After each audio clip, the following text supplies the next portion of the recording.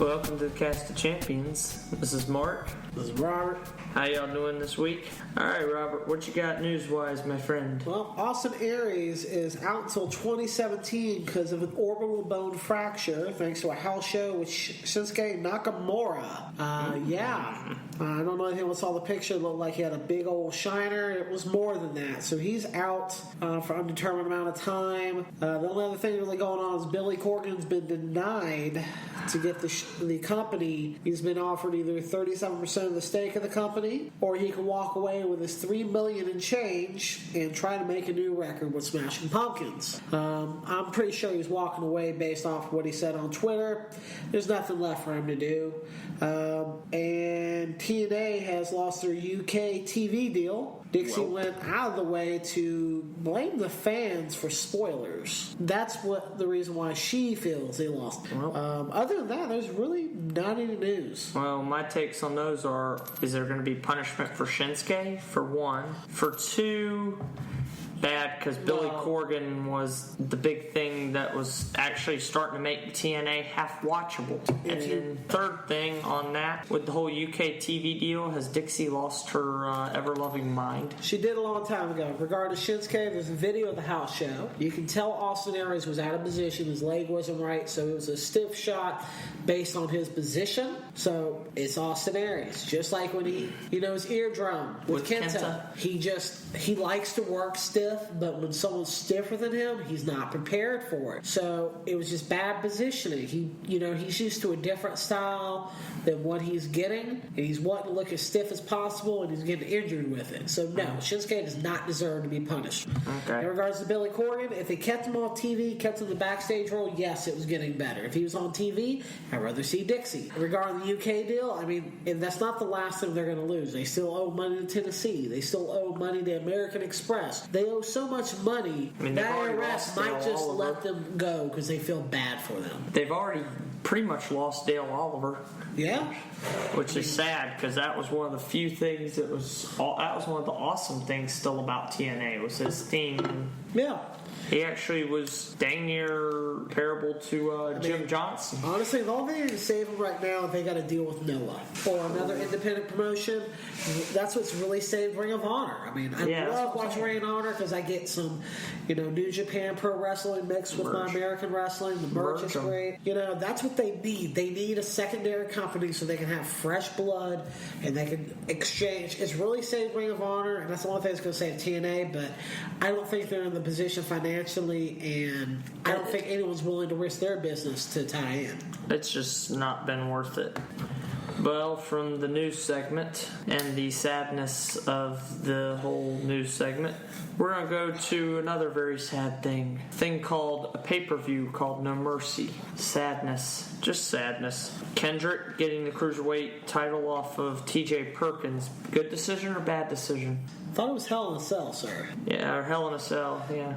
Never mind. So my bad. I think we're getting mixed up with SmackDown or Raw. Which was a better pay-per-view, by the way. The SmackDown one was. Well, I understand why they went with Kendrick because they need a heel champion to build a championship. It's been proven since before I was born. A heel can get a championship over more than a face because a face smiles, where a heel actually makes people care about the championship because they want it off of him. And in the stage they're in, they need that. I don't care for Kendrick, but it's the only heel they have that's recognizable. Because you put Tony Nese on that title, people are like, God, he's a jackass, but no one cares because no one knows who he is. But Kendrick, they have stock footage. They can do so much with him just based off of the archive they have on him. It's just good business sense. The funny thing with TJ Perkins is he played a heel a lot. Stock footage is open, sir. Well, yeah. And they have promoted him as a babyface. So him to just turn heel randomly is like putting a goatee on Spock and you making that believable. It's not going to happen. Reigns holding the U.S. title. Wrong decision. If it was the same as Rusev, that's a dead title. I cared more about the U.S. title when the Hacksaw Jim Duggan pulled it out of the trash on WCW. That's how much I care about that title at this stage. That is bad. Because Hacksaw Jim Duggan pulling it out of a trash. Yeah, and it made me care about it again. Because he's like, I mean, granted, the whole stick with him was horrible, but I mean, that's comparatively, I care more about that, which was, of course, a Russo thing, compared to now, because the title means nothing. It's a paperweight. They have done nothing with the title other than that. Because we'll talk about Rusev's horrible luck on Raw a little bit later. But yeah, that was a worthless match. Next up, Charlotte getting the women's title. I personally think that was the right decision, but that's just me. Because you can't keep playing this keep away. First, they make Sasha lose it because they thought she had a back injury. Now she loses it at Hell in a Cell. What are you promoting? Okay, for one, you have her come out like Eddie Guerrero, which I loved. When he was undisputed champion, they had him come out like that. But I didn't do it.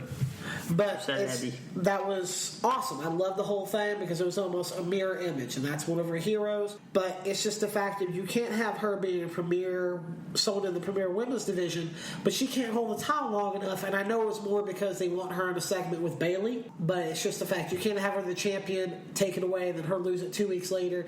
It's back in the day with the WWE champion with John Cena and Randy Orton, which killed the title because it was literally every 2 weeks that someone else was the champion. I think John Cena had the champion 5 times in 1 year, some crazy mess like that. And that's what they're doing with the women's championship. Great, it was a great match. Don't get me wrong. Yeah. I love the Queen entrance too. I mean, she's honestly, she's far beyond her father in wrestling ability, not in promo ability, but her ring presence. But her wrestling ability is there, and if she keeps growing the way she is, she could surpass her father. And that's part of why I think it was the right decision, because I think Charlotte right now at this stage is way more marketable than Sasha. I disagree, but I understand the decision, and there is rumors that she actually is hurt and needs to rest her back. But the main thing was Vinnie Mac wants a program with Bayley, which I don't know why he wants 2 faces in the same program. Unless he's turning Sasha heel. She's a better heel. She's not a bad face, don't get me wrong. But she's a pretty good face. Sorry to interrupt, but she's actually a very good face. More impressive than I thought she would be. Yeah, she's a good face. The thing with Sasha is in developmental, she was pretty much heel. Right. No, understandable.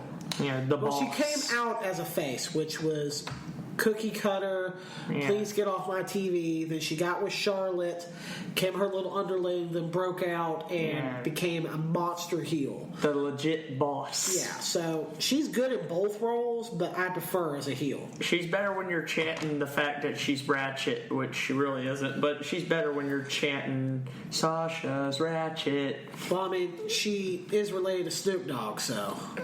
Fair enough. But the most I wanted to chime in on that was a very impressive match. It was. And it was an impressive part to see the women actually headline a pay-per-view for the first time. Yeah, you can really see Triple H's involvement with the main roster now, because that would never happen in any match. Yes. Pay-per-view, because they did do They did the takeover last year. But you would have told me last year that the women would be on a pay-per-view in a Hell in a Cell. In a Hell in a Cell? I would have called you stupid and not a draw. We'd all thought you were crazy. It actually had Lita break down in tears. Hey, go Lita.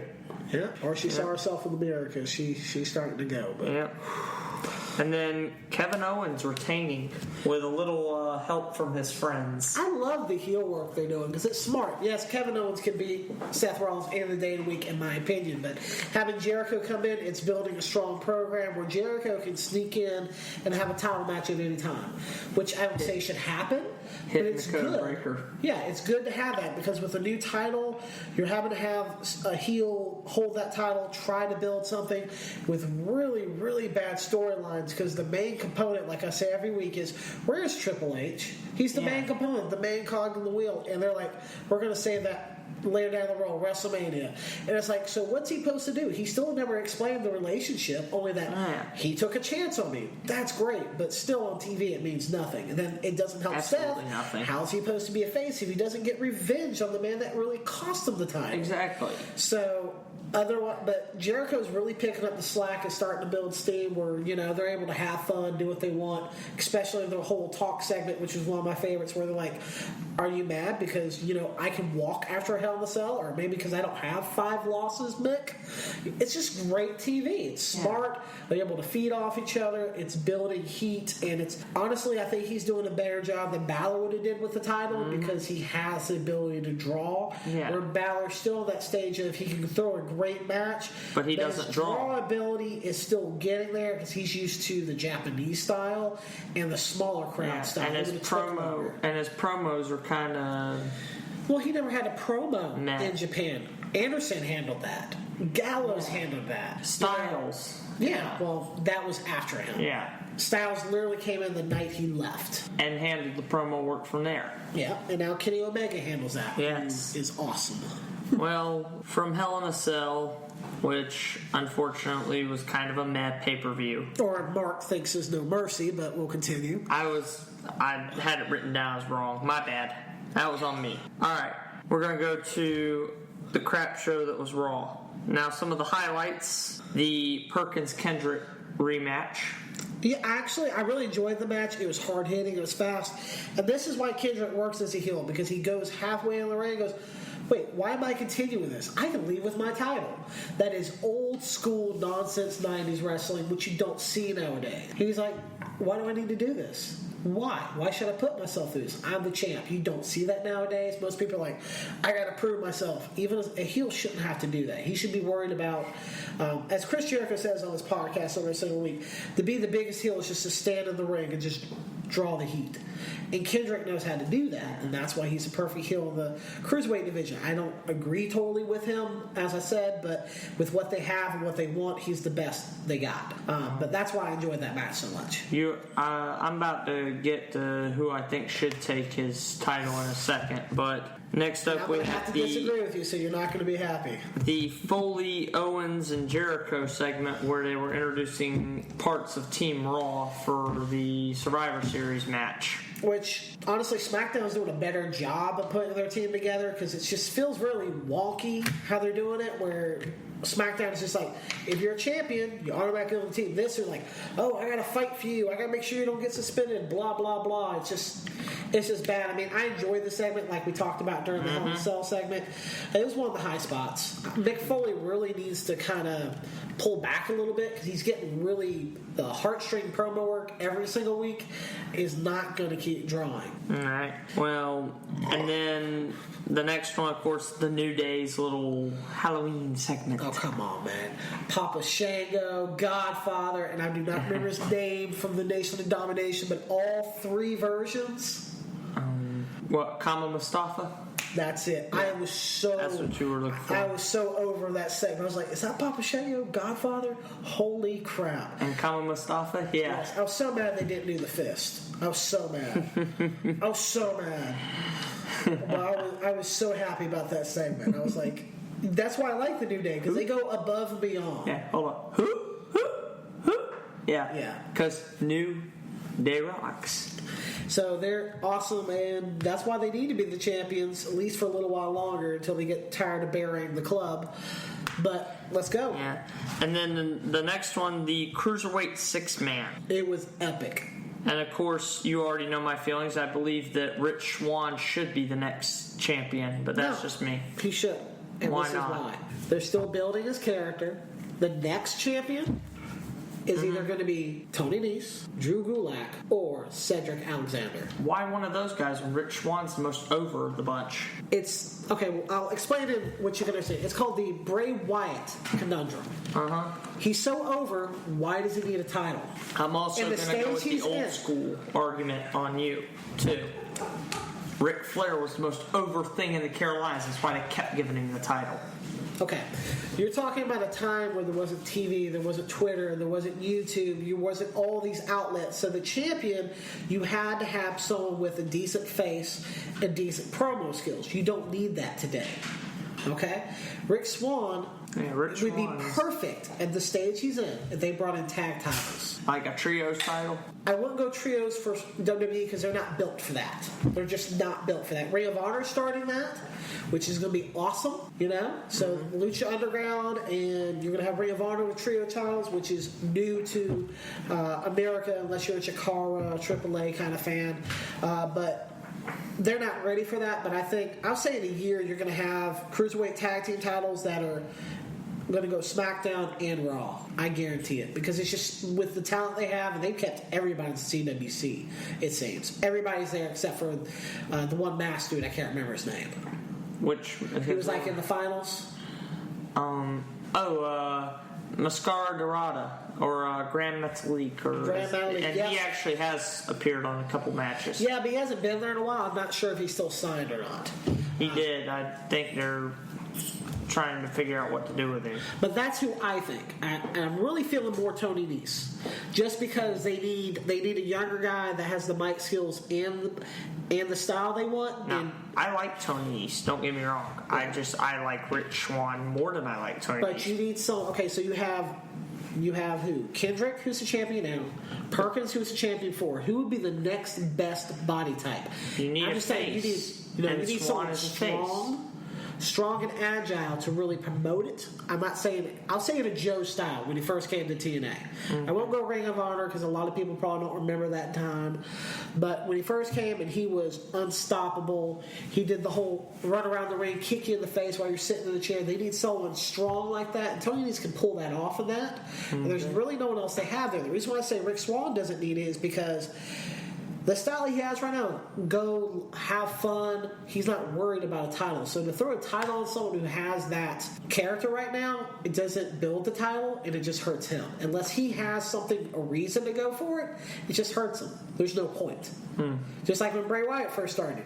He was more about tearing down the machine and showing off his family. So throwing a title on him at that point would have hurt him and hurt the Wyatts. It's the same idea. Granted, you're saying now he's probably the next guy in line. I would say that or Zack Ryder. I just want to see your reaction. Well, that was all I would say is actually the good of Raw. Yeah, now the really... Yeah, the Halloween segment by itself reminded me of SmackDown from 2002. Which Halloween segment? The hardcore match where they buried the club. Oh yeah, the Gallows Enzo match where they actually had Enzo go over on Doc Gallows. Not a good decision at all. Gallows, he worked the match. He did everything he could to really promote it. It's just the fact that if you have a guy dressed as Buzz Lightyear with a 3-year-old's costume on, a guy that's 7 foot wearing a 3-year-old's costume of Woody from Toy Story on the outside, it just really makes you hate wrestling sometimes. It does. Because it's like, okay, if you're going to have a match with Gallows, at least Big Cass looks realistic.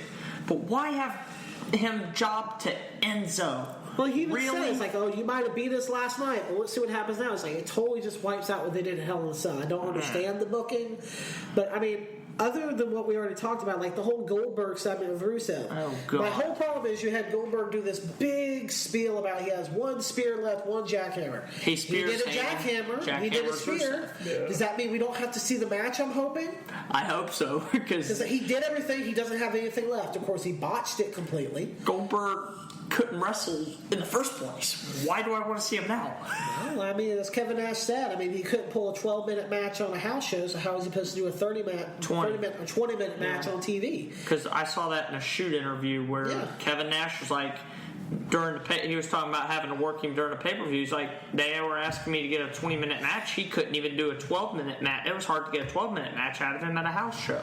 So, it's lifetime's difference, but it's just the fact of it's going to be a train wreck, just like the last time they wrestled. He looked pretty rough trying to pull himself up from the jackhammer.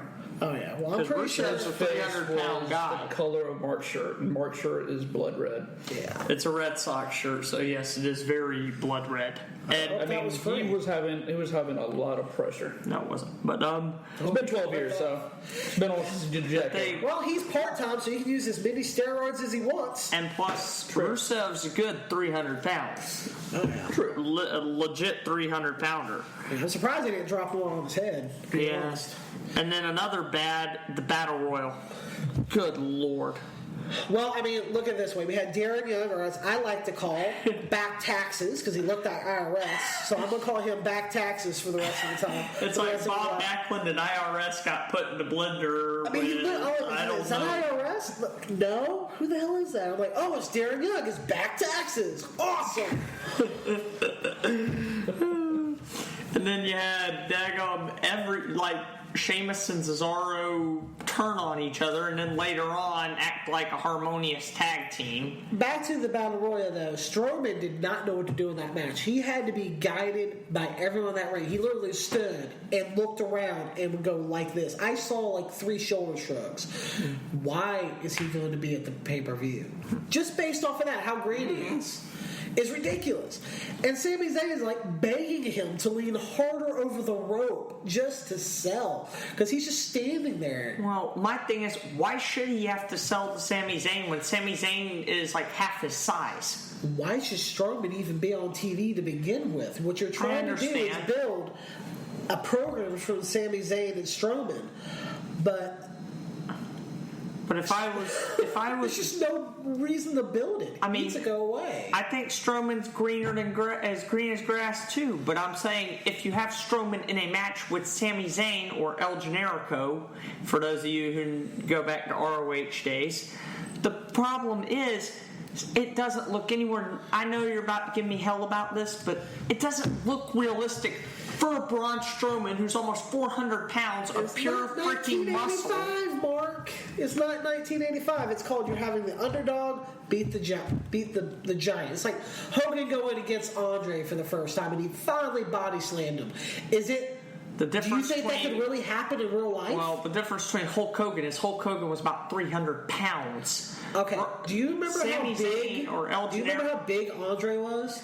Yeah, you know he could kill someone with his pinky? Yes. He's dead now, and I'm pretty sure he can still kill me. Oh, he'd break me in half, probably. What I'm just trying to say is that was the moment that you had the little guy. I know he's 6'7" and 300 pounds. Okay, he looked like he was 3 foot tall next to Andre. I'm talking about you had the underdog body slam Andre. It's the same instance. You have the underdog beat the big guy. It builds both guys. But the problem is Strowman's nowhere near the level to be able to do a program that is above a house show. But where I'm coming from is it makes no sense to even have him anywhere near that program. It doesn't even matter. I mean, it's not UFC, it's wrestling. It's stories and building, and he's nowhere near the level to be on TV. But what's next? Well, sorry to interrupt. And to clear that up, Andre the Giant was 7'4" and 520. Well, he was still growing. Was that his final height? Because I know that he had that. Yeah, that was his acromegaly. Yes, I believe that was during WrestleMania. Yeah. All right. With Hogan. Right, because Hogan was about 6'7" and about 300 pounds at the time. I know that much. But Hogan could at least bench press Andre the Giant. That's why I don't think El Generico can bench press Braun Strowman. But let's go ahead and go to Lucha Underground, sir. What was your favorite match on there? My favorite one? Well, Cage and Tejano. It was an awesome match. I mean, it really went well. I enjoyed the intergender match, even though you don't care for them. Mainly because I have Callahan finally back on my TV. Yes. That was the good part about that match, was the reappearance Death of Sami Machine Callahan. is back, finally. Yep. Hopefully he'll be treated a lot better than he was in NXT. Oh, yeah. They tried to it was a great show. I mean, you had, Puma, you had... I mean, everything was great. The Sexy Star match was good. Ray and Chavo. Ray and Chavo. Even though I did not want Mundo to get the title right off the bat, but like I said, he was getting it dirty. I mean, as I said, I'd rather see Sexy Star fight a woman, but I understand your premise too. Well, I mean, it was a great match. I don't think your sexual orientation should depict on a match, and we're in 2016, and I'm actually really happy to see that you can see that on TV. It's not like, well, we don't want to do that because we want the match to be good. You don't see that as much anymore because it shouldn't be, because there's a lot of great female wrestlers that are better in the ring than a lot of male wrestlers, and they're being held back because, they can't be on this stage with this guy because they don't have the right parts, and that's not right. I'm not saying they're bad wrestlers. It's just like with me, well, I would never want it. Yeah, because I would never want to put my hands on a woman like that. But wrestling's about storylines and moves. It's not a real fight. But still, you understand my issues with it. It's like I don't feel comfortable with seeing a man putting his hands on a woman like that. Well, I mean, she's going to hurricane him into a table, so it's okay. But NXT was really good as well. I love the Rude and Dillinger segments. Yeah. Perkins and tag team match was awesome. Yeah, him and Ibushi going against Lindsay Dorado and Mustafa Ali. As I said, I was impressed with Mustafa Ali though, all the way back to the Cruiserweight Classic when he and Lindsay did the Spanish fly off the dang top rope. Oh yeah, and then you have the Johnny Gargano Ciampa. Yeah. That was really good. Yeah, Tian Bing actually impressed me. Yeah, I was more impressed with him than Ho Ho Lun. Yeah. And I like the fact that they have the two Australian chicks beating the crap out of Liv Morgan. Oh yeah, well, like I said, they're building her to be the next face of NXT, and it's going to take a lot for her to get there, but they're trying their hardest. Yeah, but Liv Morgan's about as green as grass. Well, she has more ability than Strowman, but that's a whole other story. They're both greener than grass. But I enjoyed it. I think the Rude and Dillinger match is going to steal the next pay-per-view, honestly. It might. Now, what did you think about the Asuka Mickie James deal? I'm not happy about it. I really wish that Trish didn't get pregnant. I mean, I don't want to sound bad about that, but it's just, anybody besides Mickie James. I didn't like her in WWE. I didn't like her in TNA, and now she's going to be on my TV on NXT and box completely against Asuka. Yeah, I mean, no thanks. They could have picked so many better people. Lita. Yeah. I would have had Lita do it. I don't think Lita can even wrestle anymore. Oh, yeah, that's right. She's injured. I forgot she got hurt real bad. Yeah, I think she has a neck issue. Yeah, I forgot she had a neck issue. Yeah, I think she pulled a Copeland, a.k.a. Edge. Yeah, I think she actually does. Yeah, you just reminded me of that. Oh, by the way, he just married Beth over the weekend, too. Well, hey, congratulations to Adam Copeland and Beth Phoenix. Congratulations. But also, the Authors of Pain, what do you think about them? I hate them. I'm tired of it. So you don't want to see Paul Ellering on your television anymore? No, I mean, they just burned him into the ground. They finally talk, and I don't know what language they're speaking, but they're really angry. Well, one of them I know is Middle Eastern for a fact, and the other one's like Samoan or something. But they don't, you don't even know what they're there for. They're not going for titles. They're not going to hurt people. They're just there. No, they're there to hurt people. It's just Ellering is supposed to be there talking. Yeah, but he's not really talking. He just kind of points and goes, yeah. And no one knows who he is unless you've been watching wrestling for years upon years. Unless you're a fan of the Road Warriors. Yeah, it's kind of ridiculous. Yeah, well, that was pretty much your NXT wrap-up, and now, of course, the crap show that is TNA. I couldn't sit through the whole show, I ain't even gonna lie. I'm not even gonna lie either. It's become unwatchable without Corgan almost. I mean, who cares about Damian Sandow and TNA?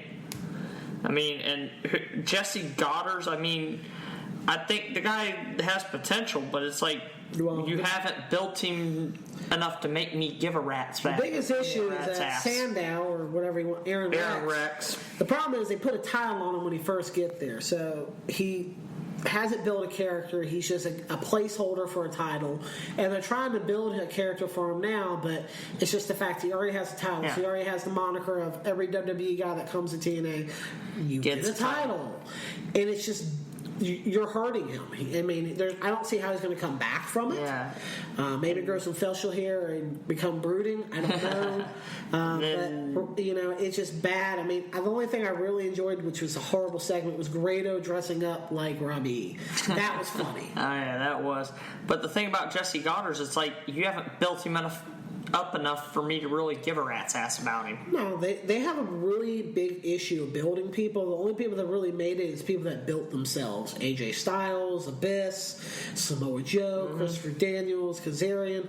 Yeah. Most of those people aren't even there anymore. I mean, Lashley has kind of rebuilt himself. But Yeah, as a guy that calls everyone else fake because he does MMA and wrestling's fake. That's what he does every time, and that's why I do not want him on my TV, because to me he hurts the product. And the fact they're trying to ruin Cherry Bomb. Yeah, well, they already done that. Oh, another thing is Maria Kanellis. She's apparently quitting wrestling as soon as she graduates. She's leaving the wrestling business. So no more her being Mike Bennett's manager anymore? Well, there's no given time. She just says that she's working on getting a degree and she's working her way out of the business. Now, that's pretty much all we really care to elaborate on about TNA in reality. But some curiosities. Is the Shield back? I don't think so. I mean, I think they're going to build to maybe a tag team or one or two, but I think what's going to happen is that's probably going to lead into Triple H finally. They're going to start building toward the building, and Triple H is going to show up and it's going to splinter off into something else, because you can't really have the Shield without Ambrose, and I don't think Ambrose is in the stage where the Shield will help him anywhere. I think he needs to go away and get repackaged. Yeah, Ambrose. Yeah, because Ambrose, they've ruined him. They have. They really screwed the pooch. I mean, I'm tired of seeing PJ Pillman, as I like to call him. Same here. I mean, maybe we'll see what he does. I think if he turns straight heel on Mr. Known Chin, he might have a hope, but I don't really know what that does for him beyond that segment. So it's kind of, he's up in the air where he's going to go from here. Also, the repackaging of Emma that was done. Yeah, which, I mean, she should have been back months ago. She's been cleared for a while. I don't know why they're sitting on her so long. I guess they're having her do house shows to get back in shape, I guess. Maybe. And then some curiosities about SmackDown at all?